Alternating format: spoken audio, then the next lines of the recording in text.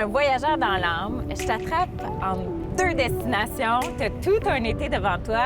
À quoi ça ressemble ton été? Bien, disons que l'été a commencé assez rapidement. Là. Moi, je suis enseignant, donc dès que le congé scolaire a sonné, 23 juin, j'ai pris la direction de la Gaspésie, 5 jours en famille, puis petit séjour à Montréal avec les amis.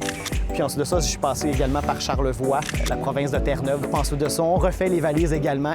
Et là, cette fois-ci, j'ai pris la direction de Calgary pour visiter les Rocheuses en famille. Ça, c'est juste la moitié de l'été. Tu me fais déjà rêver. La suite est aussi grandiose, là. Quand même, une petite semaine de repos. Hein? Il y a tellement de choses à voir quand même aussi à Québec, donc je vais en profiter. La semaine prochaine, on refait les valises une fois de plus. Et là, on prend la direction des Maritimes. Petit séjour au Nouveau-Brunswick avant de prendre notre traversée pour les îles de la Madeleine aux alentours du 15 août.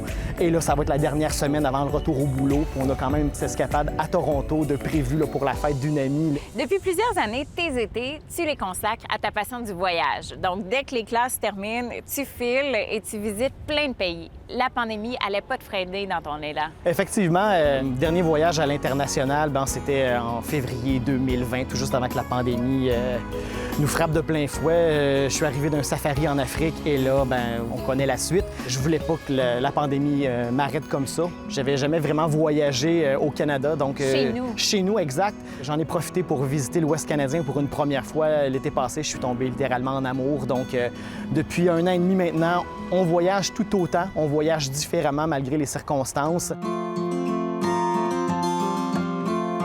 Raconte. Donc, la Gaspésie, qu'est-ce que tu as vu, qu'est-ce que tu as fait? Je m'y suis rendu avec ma mère et mon conjoint au début de l'été et j'avais envie de voir l'île Bonaventure et la colonie des Fous de Bassan. C'est juste le temps de prendre le temps. Ça fait du bien. Marcher sur la grève, profiter des plaisirs culinaires de la Gaspésie. Oh oui!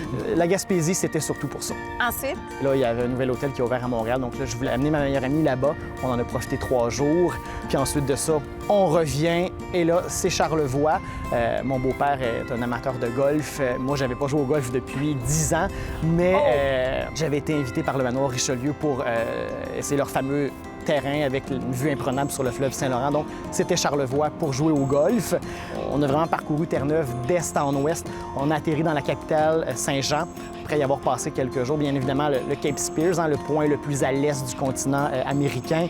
On a pris la direction de la côte ouest pour voir le parc national de Gros-Morts. Et là, dis-moi, donc c'est spécial les Rocheuses là, avec maman. Les Rocheuses, nos mamans n'avaient jamais vu l'Ouest canadien. Lac Louise, le lac Moraine, on est monté jusqu'à Jasper, le lac Emerald. On s'est promené beaucoup de voir le regard de nos mères qui apprécient le panorama. Là, ça fait chaud au cœur, puis on est bien content d'avoir pu leur faire découvrir les Rocheuses. C'était absolument magnifique. As-tu le temps de reprendre un peu ton souffle là, avant de repartir? Je vous cacherai pas que j'étais content d'être à Québec là, pour une petite semaine, juste recharger les batteries un peu. Faire du lavage. Faire du lavage, refaire les valises. Tu es un grand voyageur. Ça fait combien d'années que tu t'adonnes à cette passion? Je vous dirais, là, depuis que j'ai commencé ma carrière d'enseignant, là, il y a 15 ans maintenant, là, c'est là que j'ai commencé à voyager. En moyenne, hors pandémie, là, c'est 8-10 pays par année.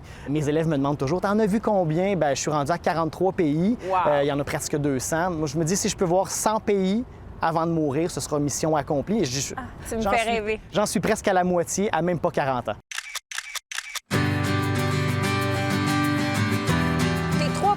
L'Islande, c'est un pays qui m'a complètement fasciné. Hein?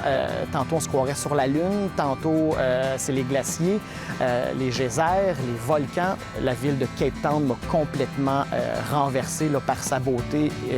Donc, l'Afrique du Sud en 2e place. Et là, j'hésite beaucoup pour la 3e. Disons ex aequo, la Jordanie avec la cité de Petra et aussi un voyage que j'ai fait au Japon. La petite ville de Kyoto m'a complètement charmé. Francis, ton été est loin d'être terminé. As-tu une place sur ta valise? Je vais essayer de te faire une place. Yay! Des voyages, des projets! Merci! Au plaisir.